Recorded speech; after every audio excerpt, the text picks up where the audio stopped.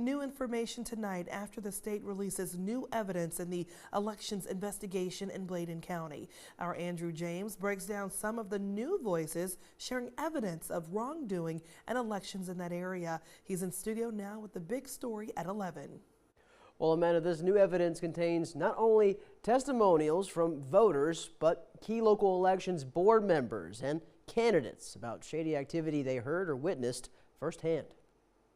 An early Christmas gift, if you will, to state investigators. Democratic candidate for Congress Dan McCready, who sits more than 900 votes behind Republican Mark Harris, sending the Board of Elections nearly 20 affidavits alleging voter fraud and tampering with requests for ballots in Bladen and Robeson counties. This new evidence carries similar names and statements we saw over the month-long investigations. Now, new sworn statements, one being from former Bladen Board of Elections Vice Chairman Jens Lutz, who resigned December 7th. Quote, "It is my understanding that during prior elections, board staff allowed Mr. Dowless to take and copy unredacted absentee ballot request forms, which include Social Security numbers, driver's license numbers," wrote Lutz in his affidavit. Quote, "Mr. Dowless could have used it to target African-American voters," end quote. Well, we don't want no patty cake justice. We want swift justice. That's right. Voters in the Bladen African-American community demanding answers at a town hall last week.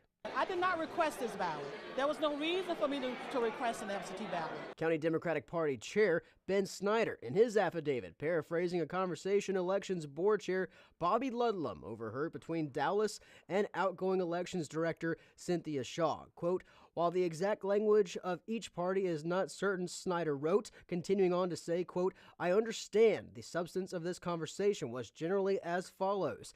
Dowless, well, I have added a new trick. Shaw, what is it?